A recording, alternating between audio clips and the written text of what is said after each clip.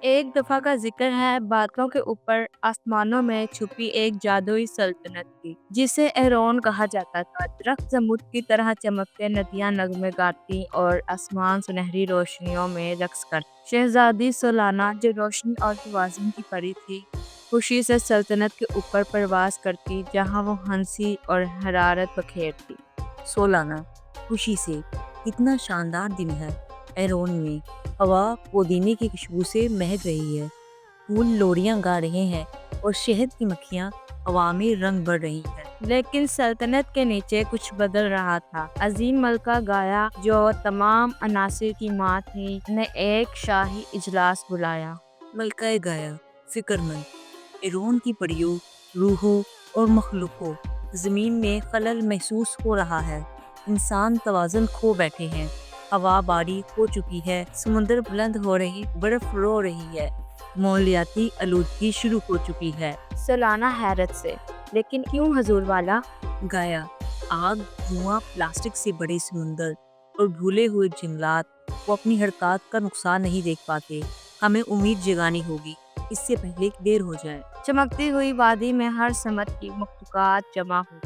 नेकू, बर्फानी लोमड़ी शुमाल, रावा, बरसाती चीता जनूब, जफीर, हवा का सांप मशरिक, कोरलीना, समुंदर की परी मगरिब। हर एक ने अपना दुख सुनाया। नेकू कांपते हुए, मेरा घर रोज बरोज पिघल रहा है, ग्लेशियर्स अलविदा कह रहे हैं। ओरेला, रोते हुए, मछलियां दम तोड़ रही हैं, प्लास्टिक वहां से जहां मरजान गाते हैं। रावा गुस्से से, दरख्त इतनी तेजी से गिरते हैं कि मैं दौड़ भी नहीं पाता, मेरा जंगल रो रहा है। कौंसिल ने फैसला किया कि सोलाना दुनिया के 4 अनासिर का सफर करेगी ताकि तवाज़ुन वापस लाया जा सके।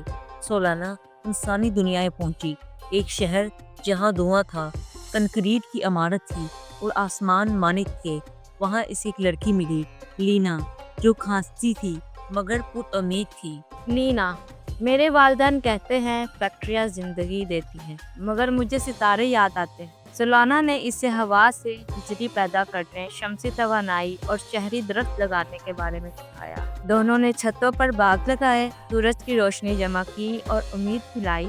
सोलाना बर्फीले ग्लेशियर पहाड़ों की तरफ गई, जहां बर्फ की रूहें मध्यम हो रही। वहां इसकी मुलाकात ईरा से हुई, जो एक कदीम बर्फ परी थी। ईरा, सर्दी सो चुकी है।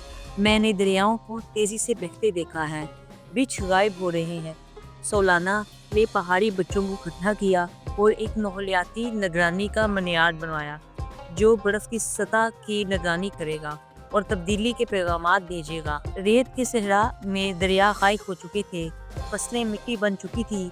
सोलाना की मुलाकात एक लड़के आरी से हुई, जो एक मुरझाए हुए दरख्त को पानी दे रहा था। मेरे दादा कहते थे बारिश होती थी, मैंने कभी नहीं देखा। सोलाना ने वहां हवा से पानी निकालने वाले कुएं और शमसी ओस जमा करने वाले जाल बनाए। जल्द ही पानी वापस आया और कैक्टस भी गाने लगा। अरे, मुस्कुराते हुए, रेत में भी उम्मीद उग सकती है। सोलाना ने कोरलिना के साथ समुंदर में गोता लगाया। नीला समुंदर अब प्लास्टिक से भरा हुआ था। कछुए सांस नहीं ले पा रहे थे। डॉल्फिनें गुम थीं। उन्होंने समुद्री नगमा कवायर बुलाया।